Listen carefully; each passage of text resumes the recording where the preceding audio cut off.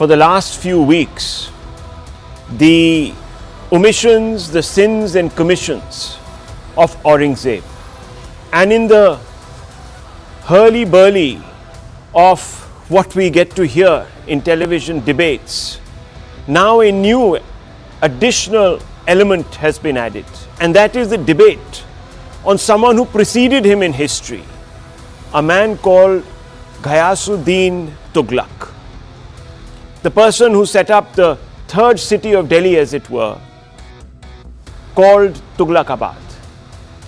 Now, the BJP member of Parliament Dinesh Sharma and a Union NDA minister Krishan Gurjar have changed the address in the nameplates of their official residences on Tughlaq Lane in Delhi, days after their party colleagues proposed renaming various areas of the national capital.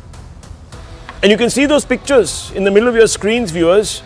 The two senior leaders highlighted Swami Vivekananda Marg in the nameplates, with Tughlaq Lane inscribed beneath it in brackets. And those visuals from those nameplates are very clearly described. In fact, viewers, we even had the BJP leader coming out and saying very clearly, today, he said, along with my family, I performed the housewarming ceremony of my new residence at Swami Vivekananda Marg, in brackets Tughlaq Lane in New Delhi. So this, viewers, was Dinesh Sharma. Tughlaq name, viewers, has been named after the 14th century Delhi Sultanate ruler Ghayasuddin Tughlaq, carried the legacy of a period marked by invasions, forced conversions and destruction of indigenous or Indic culture. So that's a little biograph on this individual. Now, viewers, Tughlaq Road was named after this individual who was the founder of the Tughlaq dynasty. Ghayasuddin Tughlaq was the ruler of the Delhi Sultanate between 1320 to 1325. Tughlaq established Tughlaqabad, the third city of Delhi. Rule associated with harsh and heavy jizya taxation on Hindus. Records suggest that some temples were desecrated under his rule, some converted into mosques. Hindu prisoners were forced to work on massive projects as he continued to invade different parts of the country. By replacing Tughlaq's name with Swami Vivekananda Marg, the BJP leaders are claiming to honor a figure who symbolized India's spiritual and intellectual renaissance or resurgence, call it what you want to. Swami Vivekananda needs no introduction. He was a 19th century Sanatani who played a key role in reviving Indian self-confidence and countering colonial narratives that demeaned Indian culture. Prime Minister Narendra Modi has admitted to being inspired heavily by Swami Vivekananda's ideas about the importance of decolonizing the Indian mind. The NDA, as you know, viewers, has taken some visible steps in that direction, and let me acquaint you with what the NDA has done over the last few years. In fact, renaming of colonial era symbols has been a big thrust, and there are several examples. Rajpath was renamed Kartavya Path in 2022. The NDA installed Netaji Subhash Chandra Bose's statue at India Gate, replacing the colonial era George V statue. The Mughal garden in Rashtrapati Bhavan was renamed Amrit Udyan, signaling a shift from a Mughal-influenced past. Allahabad renamed Prayagraj, Aurangabad renamed Chhatrapati Sambhaji Nagar. Aurangzeb Road in Delhi renamed APJ Abdul Kalam Road. Firoz Shah Kotla Stadium renamed Arun Jaitley Stadium by the DDCA. The NDA has renamed the Andaman and Nicobar Islands, Ross Island to Netaji Subhash Chandra Bose Island. Neil Island was renamed to Shahid Dweep. Havelock Island is now referred to as Swaraj Dweep. There has also been a lot of work in trying to make the legal and governance frameworks in this country more indigenous. The British era Section 124A sedition law was removed as part of the Bharatiya Nyaya Sanhita or the BNS of 2023. Replacement of colonial criminal laws with the BNS, the BNSS, and of course the BSA. All that has also happened. 1500 archaic British era laws have been scrapped. Then even on the military front, there has been an effort to try to decolonize. Indian Navy's insignia being the most talked about. The traditional St. George's Cross conferred by the British was replaced with a design inspired by Chhatrapati Shivaji Maharaj's seal. Reviving indigenous heritage, moving to replace India with Bharat, restoration of ancient temples through projects like Kashi Corridor promoting Sanskrit and Indian languages. Now, why have I given you such a long list, viewers? This is because the opposition leaders have opposed the BJP's campaign, the NDA's campaign, for a variety of reasons, including alleged Islamophobia, rewriting history to edit out Islamic cultural influence with a view to creating a culturally monochromatic saffron India. That's what they're saying. And there are several leaders who've come out and in fact made claims to that effect, from the AAP, from the Samajwadi Party, and of course from the Congress. Let's listen in. देखिए, Bharatiya Janata party, उनसे जुड़े हुए संगठन, उनके सांसद, उनका केवल एक एजेंडा है, नफरत का एजेंडा, बंटवारे का एजेंडा। और कहीं ना कहीं भारतीय जनता पार्टी के सांसद उसी एजेंडे को आगे बढ़ाने का काम कर रहे हैं। नाम बदलने की पॉलिटिक्स, रोड का नाम बदलने की पॉलिटिक्स, ये भाजपा की पुरानी राजनीति है। अरे साहब, किसी व्यक्ति के बदलने से कोई चीज बदलती है? और हम तो ये बार बार कह रहे हैं कि इनको पता भी है स्वामी विवेकानंद कौन थे, उनके क्या विचार थे। वो एक ऐसे व्यक्ति थे जो जातिवाद के खिलाफ काम किया करते थे, जो महिला उत्थान की बात किया करते थे, और इनकी तरीके का नहीं केवल दिखावा। वो थे जो सांप्रदायिकता के बिल्कुल खिलाफ थे, सर्वधर्म समभाव की बात करते थे, हर धर्म के बीच में एकता की और बराबरी की बात करते थे। और वो तो कभी भी नहीं कहते थे कि कोई एक धर्म किसी दूसरे धर्म से बड़ा है या छोटा है, जिस तरीके की ये घटिया सांप्रदायिकता और सांप्रदायिक राजनीति बीजेपी वाले करते हैं। So you heard the Samajwadi Party leader, Fakhrul Chand. He said that this is part of the divisive politics, the agenda of divisive politics that the BJP has patented. And you heard Mr. Dikshit come out and say that I don't think they even know who Swami Vivekananda was. The BJP disputes this, viewers, believing that such steps help instill national pride and reinforce India's civilizational ethos. And therefore, on the back of these two disputing claims, these kind of contradictory views, let's open this up for debate. And I want to first begin with Ashutosh Mishra. Mr. Mishra, you're a senior journalist, you've been around for a long time. When the NDA has acted uniformly, almost secularly, they've even sort of tried to put paid to British influence, the British colonial influence, to erase signs of this colonial era domination. How is the opposition alleging Islamophobia, divisiveness, the furtherance of some sort of a saffron agenda? I don't understand this. Can you explain? So if you see what has happened today, when two MPs on their own have decided to take the powers of the local municipal administration in their hand, and instead of saying Tughlaq Lane, have used the name Swami Vivekananda Marg. Now, what did Swami Vivekananda stand for? Narendra Dutt was about religious tolerance, and he spoke about ending fanaticism. Just opposite to that, Narendra Bhai Modi's parivar, they are always talking about Hindu being khatre mein. From whom? From people whom the Prime Minister recognizes by their attire. So there is a difference in their kathni and karni. This idea of understanding, you're saying Swami Vivekananda ji was tolerant and had a problem with fanatics, right?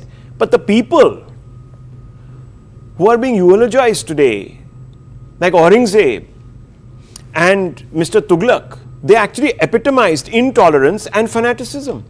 So this should actually be in the interests of promoting Vivekananda ji's point of view by saying that, look, course correction is required. When you talk about historical figures, just let's remember what they do in Ahmedabad. Okay. They refuse to change the name of so Ahmedabad. Same NDA. We are talking about NDA. They have this. I'm just trying to show their duplicity. they don't want to change the name of Ahmedabad because Ahmedabad They'll come to it. has Give them time.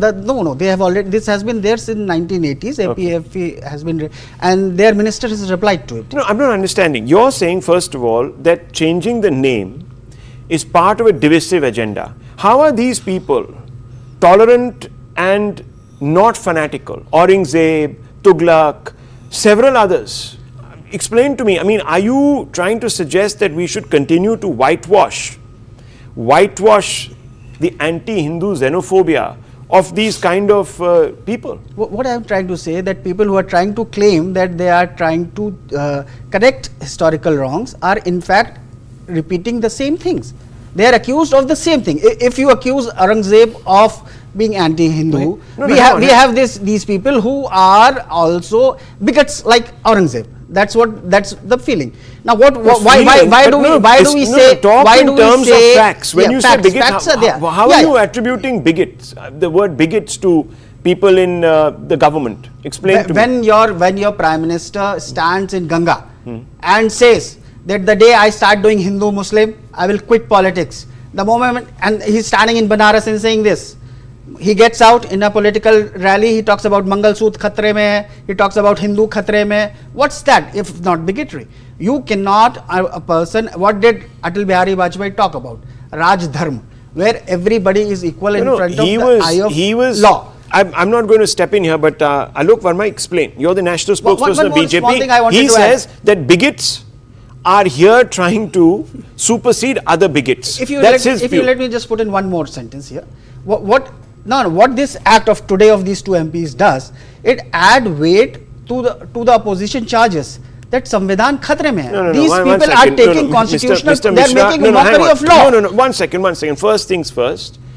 They have accepted that this is not part of their brief. They have said so.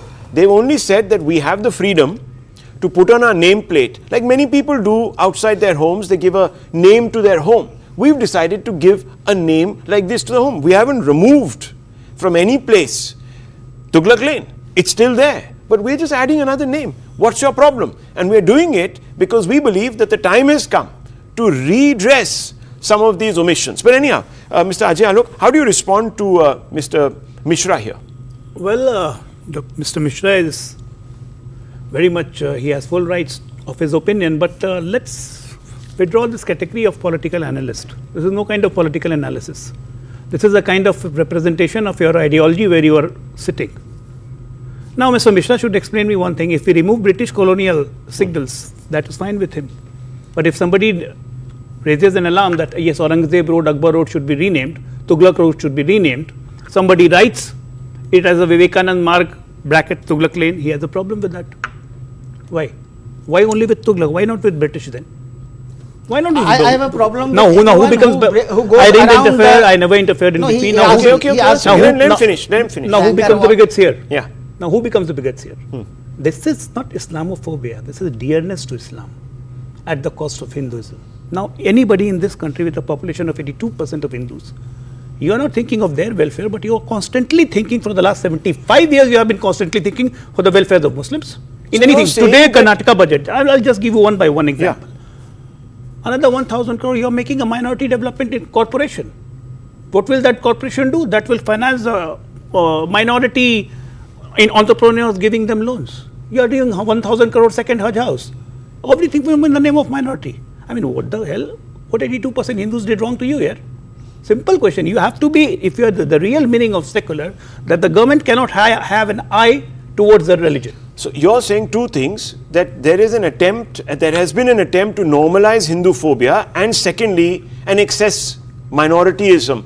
Quick one, Mr. Mishra. First of all, why no objection from British? If we remove the British idea, why there was no objection? This was anti-colonialism. This is nothing to do with punishing one particular community or anything like that. These are people who don't actually, at any level, have anything in common with a secular ethos, and they need to be put in their place. Now, whether it means removing them as references, taking them off pedestals, you support that in the BLM movement in the West. pulling down Confederate statues, but here you have a problem. Why? The problem here is that the same people who are talking about being sabka saath, sabka vikas, sabka prayas, when it comes to presenting facts, they cut facts. So you will hear them talking about Muslims getting funds. You will not hear them talking about SCs, STs, and OBCs getting funds. That they will not talk about. No. There's a very big difference. Do you know that the Supreme Court bans? Do you believe that the Supreme Court? I don't know if you know this, but the Supreme Court has put an end to religion-based quotas. So, Brashra, I mean, I think we're trying to confuse 3 or 4 issues here. I want to bring in Mr. Bhati also. There is an issue here, and the issue that has been flagged by Ajay Alok is this, that there is a normalization of Hindu phobia and we're trying to correct it. We're just trying to resurrect an Indic past, and because that past is predominantly in consonance with the Sanatani Dharma ethos, it is inclusive. Rahul, I think any conversation around this issue is bound to be polarizing. The point is that in India, we did not have a movement like the Truth and Reconciliation movement that happened in South Africa, Rwanda and all the other places, which is why most of the time the BJP would like to say the actual minorities in this country, and I would correct and I would use a different phraseology. The majority in this country actually feels that the historical injustice and wrong that was done to them was never talked about, let alone being redressed. I don't think people are talking about restorative justice here. It is about some certain nomenclature, certain insignia being replaced by a more value neutral terminology. Now the problem is that when Swami Vivekananda is being hailed as this beacon of Hindutva ideology, who was very tolerant towards other religions, but if we actually go into the kind of speeches that he made, the kind of literature that he has left behind, he's pretty aggressive about the fanaticism of Islam. But we would not want to address it on a national platform, because then Swami Vivekananda's statue doesn't suit the secular narrative that some people want to build. It is very akin to what has happened to B.R. Ambedkar. B.R. Ambedkar's views on Islam, B.R. Ambedkar's views on Pakistan are such that today nobody in India, even the Ambedkarites, I'm putting an open challenge, Ambedkarites would not want to come and read, I'm not even asking to analyze, just read that passage that he has on Islam in Pakistan.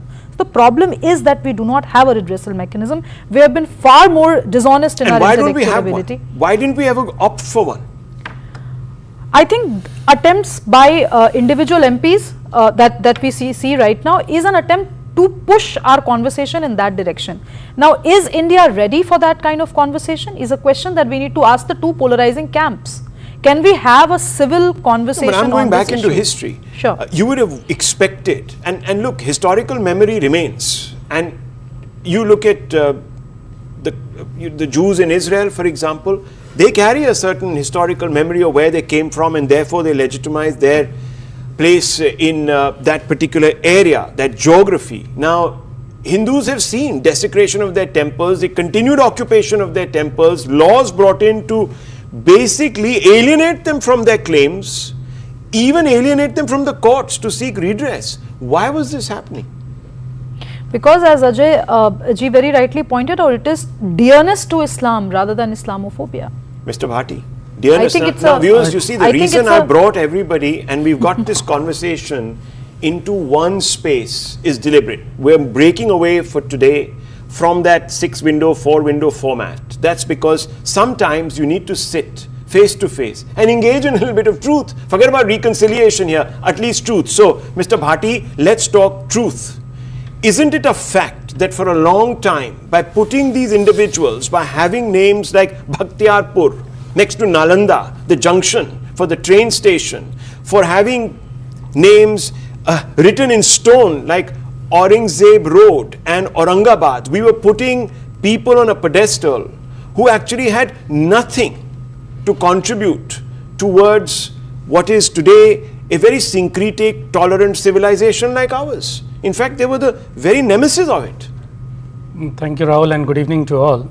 First thing, even discussing about change of names is somewhere adding to the fact that BJP is able to divert the issues, the core issues of this country. I will be very happy if the cost per kilometer get reduced, because it was in 50 paisa per kilometer in UPA government, it is 2.5 rupees per kilometer in BJP government. So changing the name lane actually keep the issues which are burning issues, you want to put them on the back burner. First thing, I will be very happy you change the name of the cities, bring those 100 smart cities which we are supposed to build by 2020-22. Name them. I will be very happy if you do that. I will be very happy if you talk about the people who lost the new record has been broke in the stock market, a 30 years record has been broken. I will be very happy if you talk about the dollar which is going all time high. I will be very happy if you talk about the petrol, diesel. You are charging 35 rupees per liter from that common man. Mr. If that common man is let me, I'm coming to your point. I'm coming to your point. Rahul, just be patient.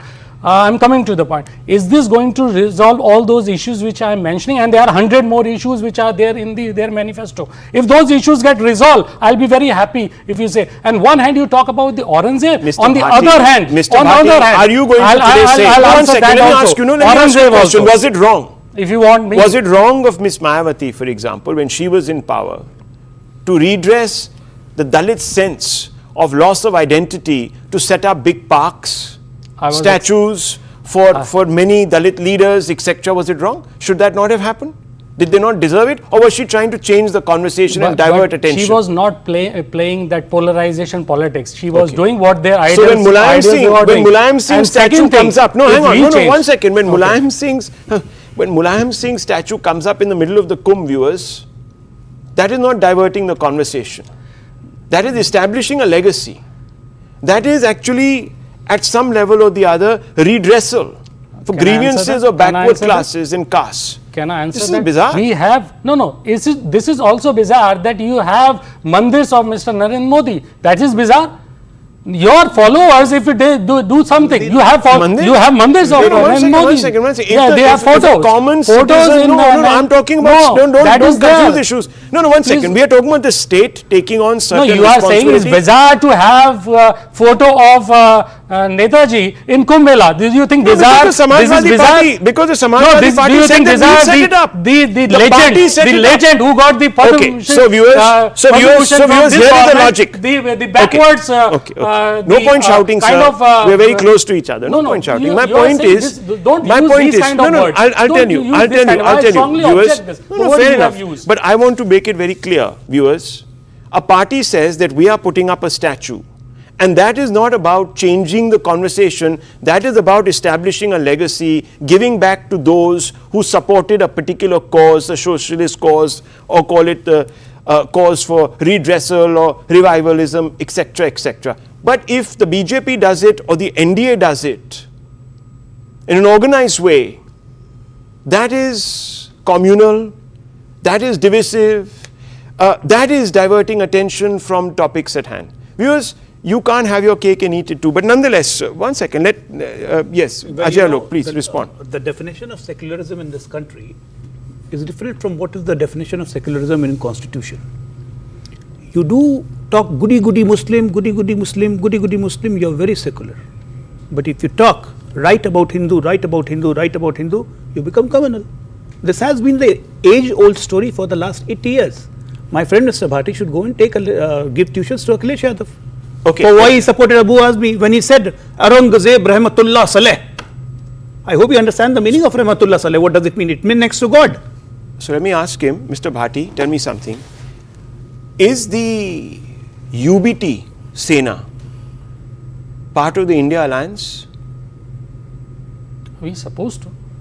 Yes, isn't it? We suppose that. Yeah, I think. No, what do you mean? What do you mean you think? It is, isn't it? It's a fact. Okay. So who has come out and asked Akhilesh Yadav to sack Abu Azmi for his great praise of Aurangzeb? It's not the NDA, viewers. Yes, they have added to it, but who has begun that conversation? So even from within the India bloc, there are people uncomfortable. And let me ask you, one second, Mr. Bharti, I'll ask you the question because you'll again spin me around. I'll ask you a straight question. And this is a very straight one. If Aurangzeb is an icon for the Samajwadi Party, And if it is not an icon for the Samajwadi Party, I don't know who to believe, because Abu Azmi, for him he's an icon. Maybe for your leadership that has been very reluctant to come out and state in absolute black and white where they stand on it. So I'm putting you. Is he an icon? Do you agree with Abu Azmi? Rahul, Yes or no? Let's answer the question. I allege you that you are playing with the words. Tell me or play I'm that asking you, bite Mr. where Bharti, he has mentioned, Mr. Bharti, even Mr. Abu Azmi mentioned that he is idle. He has said that Aurangzeb was a great person. That I'm was asking you written a in the question. history. Then why is Uddhav Thackeray got a all problem? those books? Then why is Uddhav Thackeray written in got a the problem? history Mr. about Bharti, Aurangzeb? then why? Second thing. Then, no, one second. Okay, now you have asked me a question. Let me. Abu Azmi. Tweet. Say. There's a tweet. Right. So you have a situation where What's that he's tweet? coming out and saying very clearly. What's that tweet? Yeah. Well, let one me second. read it out. Yeah. I'll Let read him, it. yeah. And One second. You have asked your question. Let me reply also. Yeah, okay. Aurangzeb रहमतुल्लाह अलैह का इतिहास पढ़िए और उनका राज देखिए. हाँ तो No, one इतिहास second, पढ़िए one और second. देखिए औरंगजेब औरंगजेब का इतिहास पढ़िए. Mr. Bharti, Bharti जी मतलब समझते हैं. Why is Uddhav Thackeray? Next to God. Let me tell you one more और thing. उसके बाद Akhilesh. I'll show you Akhilesh tweet. Let me say. Over this tweet, I'll show you In the Akhilesh. history book, it is written Great Mughal Raj. History. Okay, That's what the wrong history is It about. is written. That is So what the means wrong they are history is great. about. Colonial rulers, it becomes and our history. if So you we can say never, something- redress see, the wrongs of history. someone is No, addressing- hang on. So are you suggesting, Can- sir? can- No, can one I- can second. you That all history is right. Then tomorrow the BJP will say, well, there is a certain history that suggested that the caste system is immutable. Would you agree with it? No, you won't. can you You ask- actually militate against certain histories in this country. Now, one second, Mr. Why- Bharti, I'm why asking you you a have- fundamental question here. Do you support, forget about your party right now, as an individual, do you support anyone coming out, forget even your party man, I'm asking you, as an individual, would you support anyone coming out and saying that Aurangzeb was a ruler who was great? Simple question. Why, I don't know, Rahul, why you are insisting to paint us that... I'm not painting you. No, the that was questions your are not point. being, No, okay, you are, forget me. no, Let me ask the question that Uddhav Thackeray has asked of you. He's not an enemy, is he? me in every word, every sentence, then how I'll answer, how will I allow Okay. to put my point? Okay, so I'm asking you, then forget me. No, I'm asking you, why is Uddhav Thackeray, whatever you want to paint, asking you that's this yours. question? Do not have any right to do that. Whatever you want to paint, you can paint that. Have we said that Aurangzeb is, we are saying Aurangzeb is a brutal, he was cruel, he was what, but why we have double standards when it comes to BJP? One On second. one hand, now you will interrupt, you will not even allow me to complete my point and ask, let BJP answer that also. When Aurangzeb is such a brutal, cruel a leader, what about these generals? The General Jai Singh, the General Jai Singh descendants are minister in BJP government. If whatever was happening through the generals, No, because are you whatever suggesting cruelty was that- happening, No, this is like saying that, this is very dangerous territory we are going. Now, one second. Viewers, this is very important. No, one second, Mr. Bharti. Tomorrow there will be people who will come out and blame. Doing that. No, Aurangzeb one was doing second, through one his second. generals. Viewers- Generals are equally liable viewers- for those or equally viewers- convicted or culprit for the same thing. Yes. So you cannot have Yes. one Yes. story for one thing and another story for other thing. I agree with you, sir, but generals were serving a tyrant and it was either their head on a stake or it was following a directive. Now, Directive one second, you let me just destroy finish. temples, Can you please, you can you kill, allow me, sir, can you... Hindus, you do Sir, we everything don't have much time. because we are Mr. doing Bharti, under the government. Mr. Bharti, you know, there is whataboutery here. I asked him a simple question. It's not a question that I'm asking. It's Uddhav Thackeray who's asking the Samajwadi Party to sack, suspend Abu Azmi. So one question. This is a question that is being BJP asked by one India sacking partner of JDU, another. Anyhow, MLC, let me- is let me- BJP let me- sacking JDU, Ajay, MLC, look, who Ajay, has look. also praised, Ajay, who has look. also praised Ajay, so- yesterday so- only. so it he's doesn't praised matter. about Orange. Again, whataboutery. Tell Is about there- BJP. what whether about the BJP? is- What about the is- BJP? is What about the BJP? having, Ajay, look. I'll answer you. Now listen to me. On this tweet, what I have shown you of Abu Azmi, Akhilesh Yadav retweeted and he said, हमारे विधायक हो या सांसद उनकी बेखौफ दानिशमंदी बेमिसाल है. What a big flattery Urdu he has. I'm amazed. Well, इतना अच्छा हिंदी लिख लेते हैं. look, viewers- Now second thing. Yeah. Now second thing.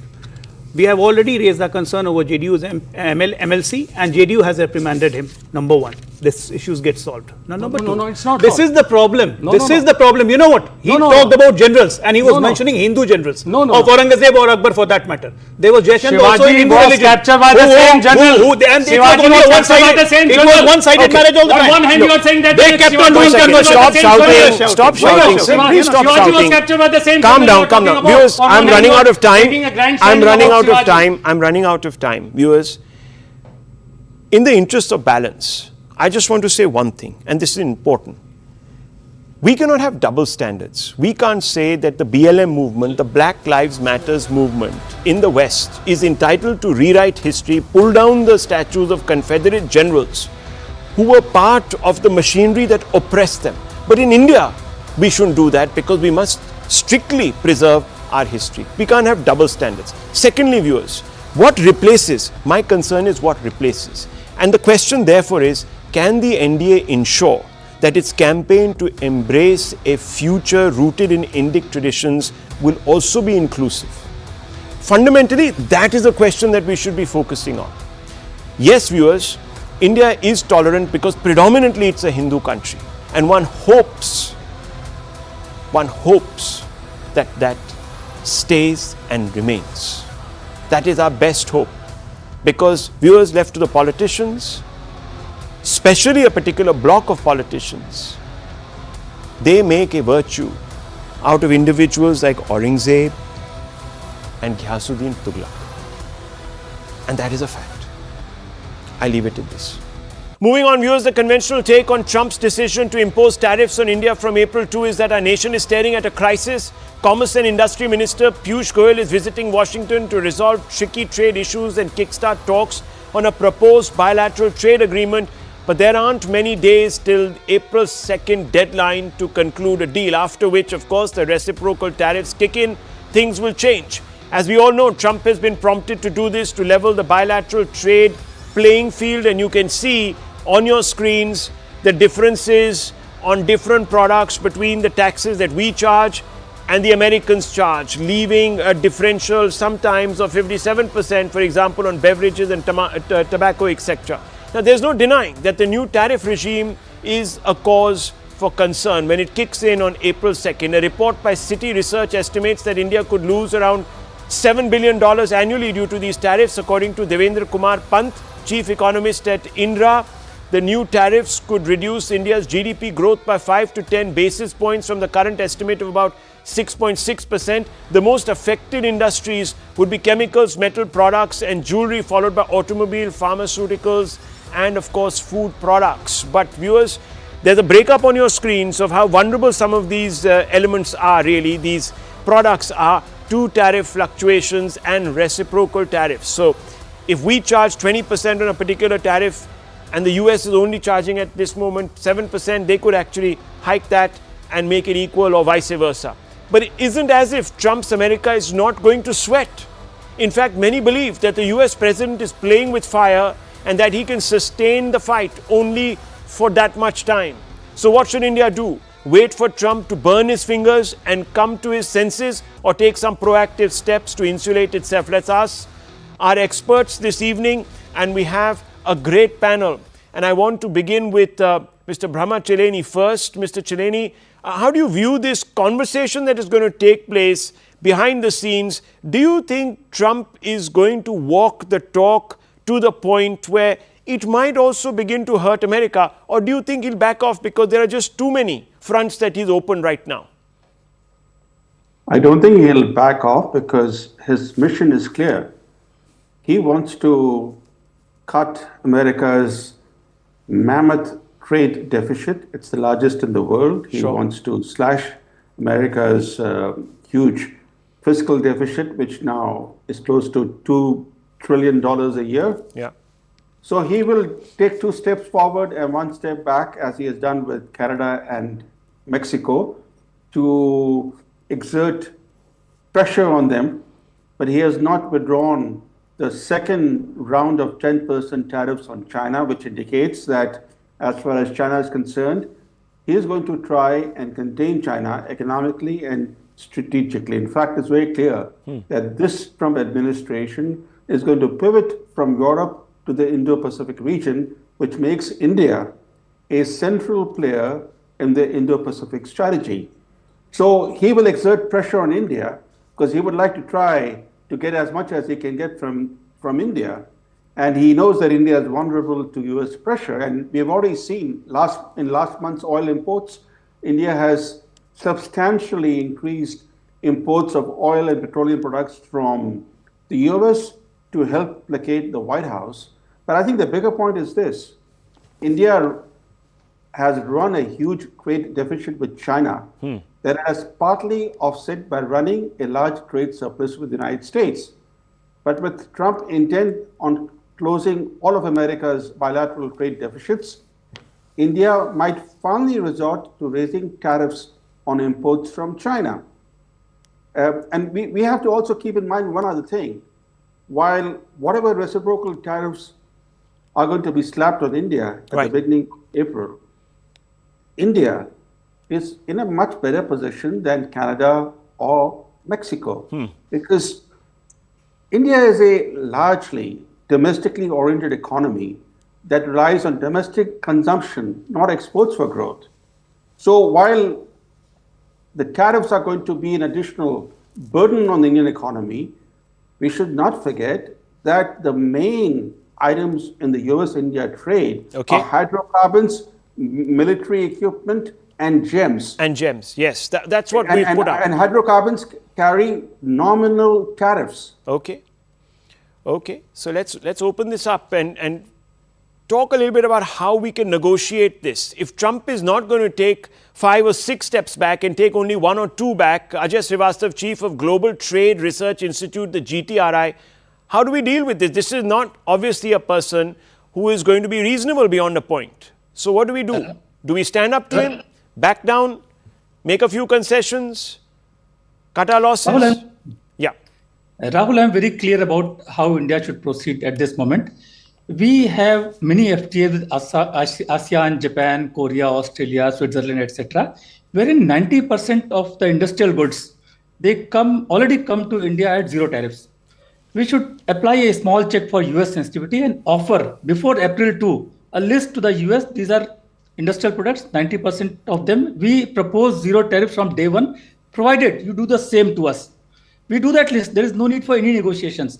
And we should keep out agriculture tariffs from this. And I say 90% of the industrial good, which means we have not given any concession on auto sector to anyone so far. So no auto sector concessions for them, no agriculture for US, but 90%. That will account for more than 90% of India-US trade.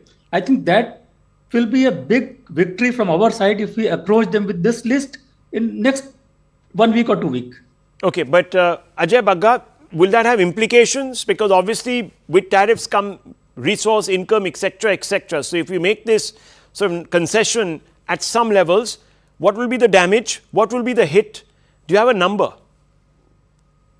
Number-wise, Rahul, what is giving comfort to India that we are number 11th in terms of a trade deficit with the US. And if you see, they are methodically going, who's the largest trade deficit? First is Mexico, second is China, third is Canada.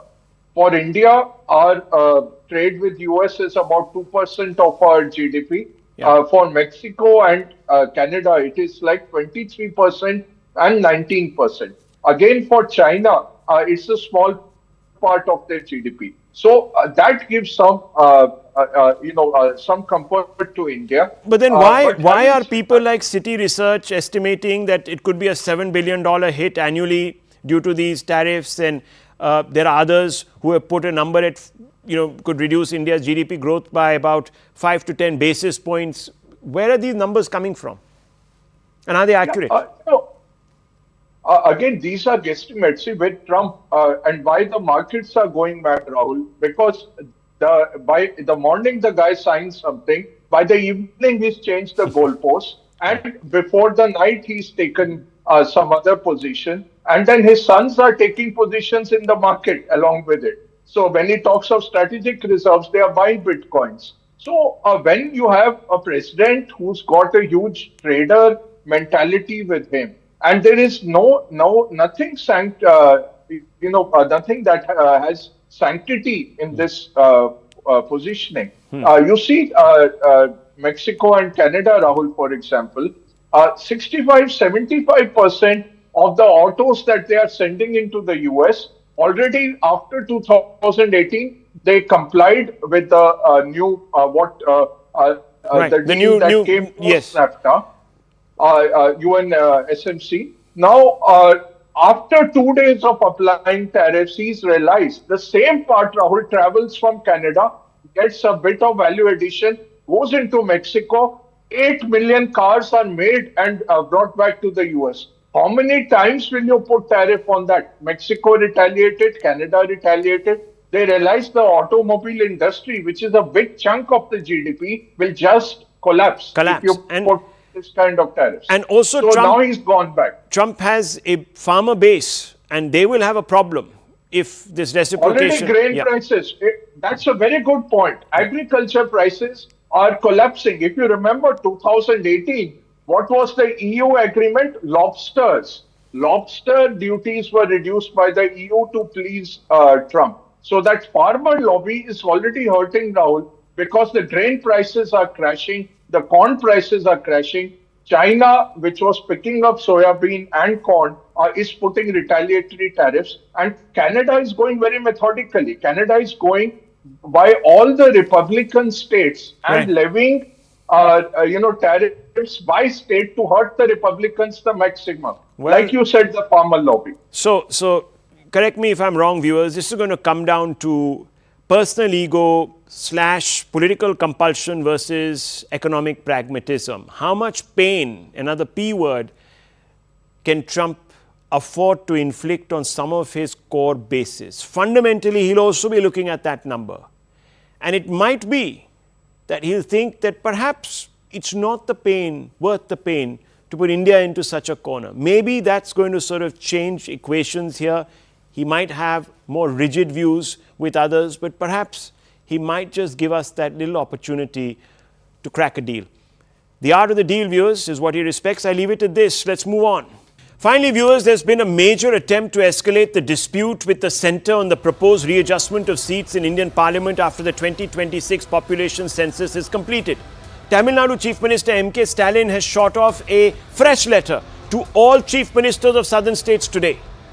The Tamil Nadu Chief Minister has also cleverly tried to make this more than a North-South issue by roping in Punjab Chief Minister and Bengal Chief Minister and even the Chief Minister of Odisha, which is, of course, a BJP-ruled state. In his letter, he says, an initial step towards unified action, I proposed an inaugural meeting in Chennai on March 22nd, 2025. So that, viewers, is about 10 to 12 days from now. Now, viewers, while Stalin is trying to rally the chief ministers, he may struggle to, at the first instance, even bring all South CMs on board. This is because Andhra Chief Minister Chandra Naidu has played down the fears being expressed by leaders like Stalin and his party men and other Tamil parties that support the DMK. Mr. Naidu has come out and said, and I quote, delimitation is a continuous process occurring once in 25 years. Don't link all issues at a time. Delimitation and population management are different. I am talking about national interest. These are reservations and we will accommodate them, no doubt. All those things will be discussed. Sometimes some decisions are taken on the basis of assumptions, but sometimes all assumptions don't give dividends for the society. We have to change our views, unquote. Now, viewers, we are joined by S. Gurumurthy, editor of the legendary Tughlaq and a distinguished conservative voice from the South, to shed some light on this potentially divisive issue and explore whether the apprehensions being raised are founded on fact or are they founded purely on fiction. Mr. Gurumurthy, thank you very much for speaking to me. Do you think the incoming delimitation exercise, whenever it happens, of course, after the census, will lead to political imbalance in favor of North Indian states to the disadvantage of the South? See, there are two dimensions to this issue. One is that the Tamil Nadu polity or political parties or leadership are not very much aware of the very foundations of Indian democracy, which rests on periodic delimitation exercise based on population. In fact, it is one of the errors of the central government since 1980s to have not even discussed about it. It was not even in the discourse. The last delimitation was perhaps done before my generation became aware of what politics is. So I wouldn't find fault with them for their ignorance. But there is definitely a political ecosystem in Tamil Nadu, which the DMK has built up over a period. I mean, from the beginning, the DMK, has been sourced in anti-national thoughts, anti-North, and anti-Hindu. For this, for example, this NEP 2020, it provided some munition, and now this delimitation. So I think some public education is needed on that, and I think it will happen. It's not going to be just a... But Mr. Gurumurthy, the DMK says that southern states will be penalized for controlling their population growth. If you look at the numbers, that is borne out. How do you view this?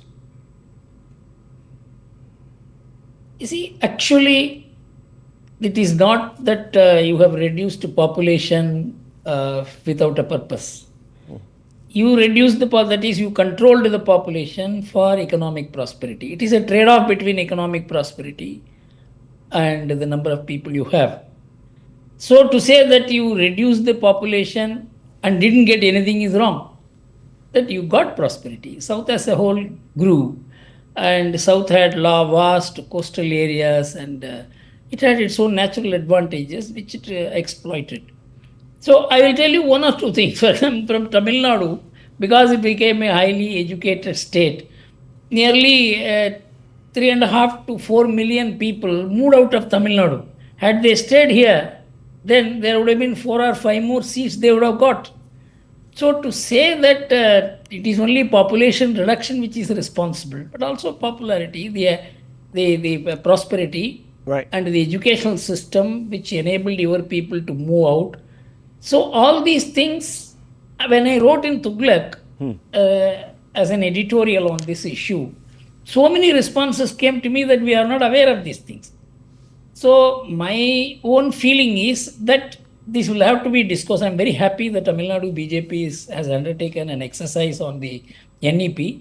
I think it should undertake an exercise on public education, on delimitation also. See, delimitation, many people do not know. It is also linked to women's reservation. If delimitation exercise is not undertaken and the number of seats do not get expanded, women's reservation can never be achieved because the existing parliamentary seats cannot be parted with to the extent of 33% to women. So that is how the Modi government clubbed the two. Okay. The important point is it is not only a question of Tamil Nadu, it is an all India issue. And you have an all India Indie alliance. And this has to be made part of what is the Indie alliance view on this. What is Mamata's views on this? What is Uddhav Thackeray's view on this? Sharad Pawar's view on this? It's not going to be an easy, don't reduce it to an issue between Tamil Nadu, DMK on the one hand, and the central government and the BJP on the other. It will not happen that way. So my own feeling is that this matter requires public education. It also requires intense discussion. It also requires co-opting the media, academic institutions, and this exercise will have to be deepened as something which is integral to our politics. Chandra Naidu responded to this whole thing by asking people to produce more children. And Stalin has started it that way. I think these are all the right responses. And I am happy that at least we are now beginning to regard population or demography as an important thing. Yeah. And this issue has to be deepened. There is a relationship between democracy and demography, and I think this will do good. I will not reduce it purely into an issue between DMK and BJP. Yeah, well, that's the reason why Mr. Naidu made that appeal to Andhra couples saying produce more children, because population management is important, demography is important to continue growth. And we have seen, viewers, that in a large number of states now, TFR has fallen below the critical threshold where replacement of population is not happening. And this, I think only Uttar Pradesh and a couple of northeastern states and perhaps Bihar. Bihar, of course, is an outlier, it's at 3. But once the TFR falls below 2, it becomes problematic as a whole. Now, Mr. Gurumurthy, I welcome the fact that you are asking for this conversation to take place amongst all stakeholders. So I'm asking you because there is a concern amongst some in the DMK that delimitation will shift political power to the north permanently. It will give them greater representation. Parties like the BJP that are north or Hindi belt parties. Is this a reasonable fear? You see, let us look at even earlier. The Tamil Nadu had only 39 seats. The northern India had 4 times that seat. If it becomes 6 times that seat, it is not going to matter. If you consider you are alone, no state can consider itself to be alone. For example, take Kerala. They say it may get even less than what Tamil Nadu is not going to get less than what it has. But Kerala may get less than what it has. But it is only because of migration. Huge amount of migration has eroded the Kerala population apart from the birth rate. So, my feeling is that this argument is not going to click beyond a point. Of course, it will be a political talking point and the BJP will have to respond to it. And the Congress is in difficulties. Though it may be attending the all-party meeting, the Congress is in difficulties. So, it is not going to be purely national party versus regional party, because there are regional parties which are gaining.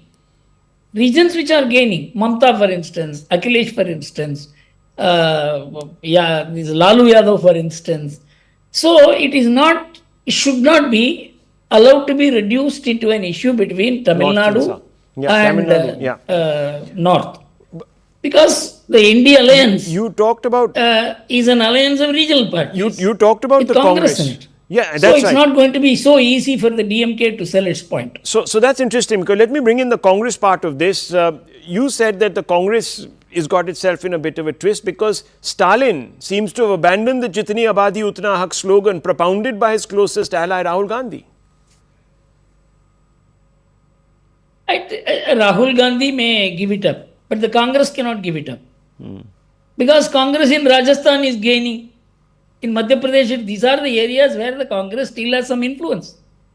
So if they give that up, then the Congress will not exist in those places. If, for example, Congress takes the position that we should not gain in Rajasthan or Madhya Pradesh or Maharashtra or Gujarat, leave UP aside, which is where the Congress doesn't exist. The places where the Congress exists, do you mean to say they can compromise on the number of seats they are going to get additionally? It's impossible. But just imagine a situation where Stalin can actually bring the South states together and they resist altogether. Can that trigger a constitutional crisis?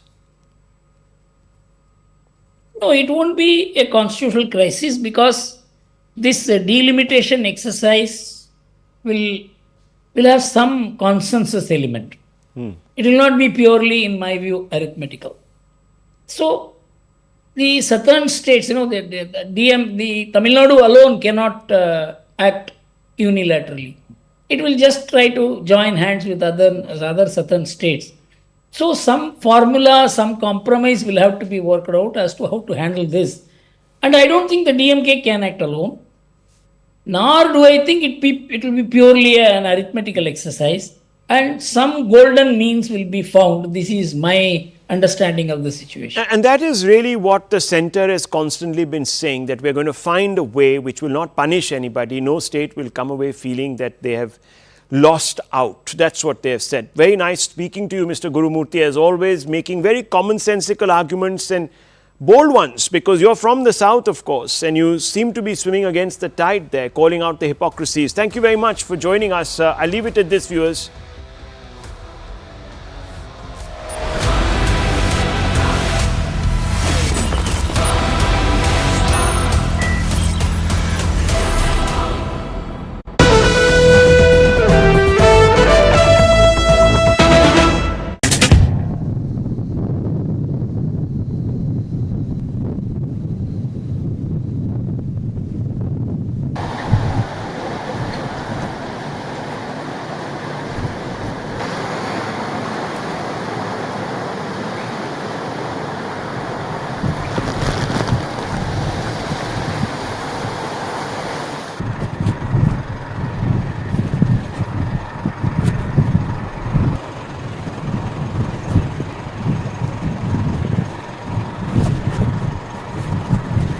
Whilst some of the overnight conditions may not have been as bad as people may have expected, now's not the time to be complacent. And again, I acknowledge everyone has responded to the messaging very well, and I thank them for that. But it's important that now is not the time to be complacent, and to remain in place if you have relocated, or make sure that you don't take activities that you don't need to.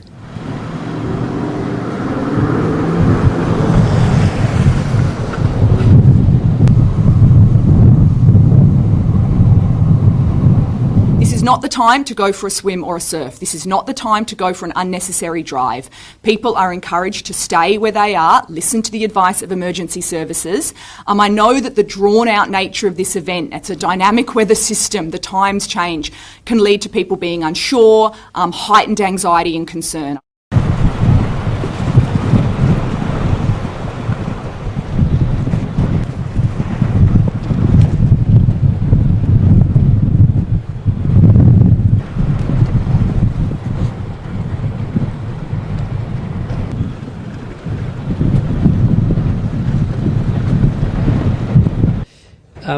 The fact that the cyclone it slowed before it crossed the coast, and it didn't cross during this morning's high tide, was particularly good news for that storm surge from the tide.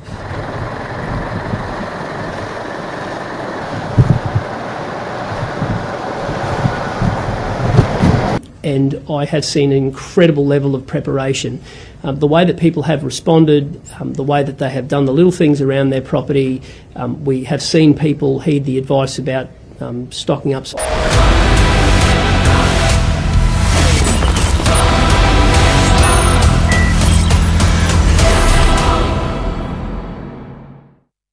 As we intend to grow in the speed that we are aspiring, we need to have both domestic and foreign capital to support the growth momentum. Such long-term foreign capital would further support infrastructure growth, innovation, and entrepreneurship in India. We at SEBI are conscious about the need to create conducive environment to attract foreign capital. We will be happy to engage with FPI and AI industry participants to address their difficulties and further rationalize regulations to promote ease of operation. For sustainable capital market growth, maintaining trust and transparency in the financial ecosystem is paramount. A well-regulated market instills confidence among investors, ensuring fair and efficient capital allocation. Regulatory bodies, market participants, and corporates must uphold the highest standards of governance, disclosures, and ethical practices.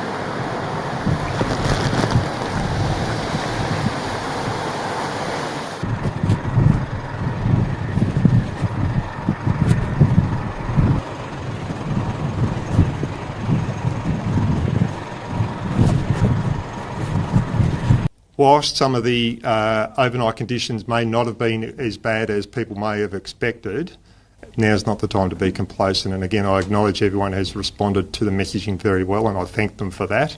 But it's important that now is not the time to be complacent, and to remain in place if you have relocated, or make sure that you don't take activities that you don't need to.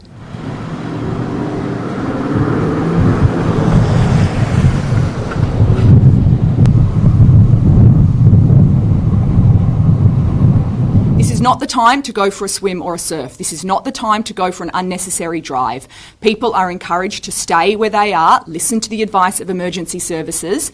I know that the drawn-out nature of this event, it's a dynamic weather system, the times change, can lead to people being unsure, heightened anxiety and concern.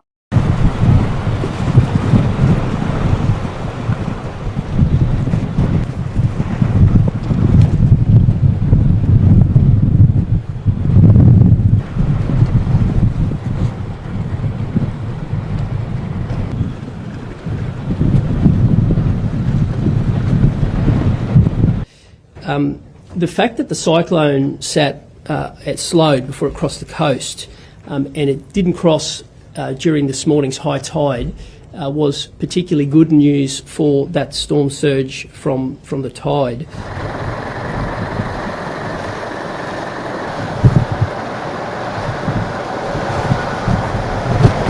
And I have seen an incredible level of preparation. The way that people have responded, the way that they have done the little things around their property, we have seen people heed the advice about stocking up supplies.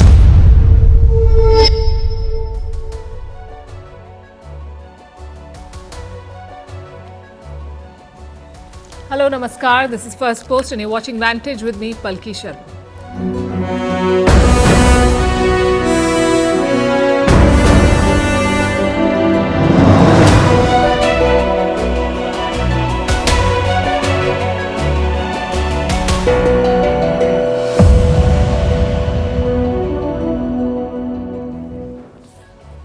A week is a very long time in politics. Last Friday, Zelensky was sparring with Trump in the White House. This Friday, he's asking for peace talks and heading to Saudi Arabia to meet American officials.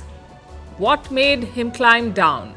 America's military aid cut and Russia's stepped up bombing. We'll tell you how this is shaping up. Meanwhile, Italy's Prime Minister Giorgia Meloni has a radical idea. Give Ukraine NATO security without NATO membership. That's what she's proposed. Will it fly? As Europe figures out the path ahead,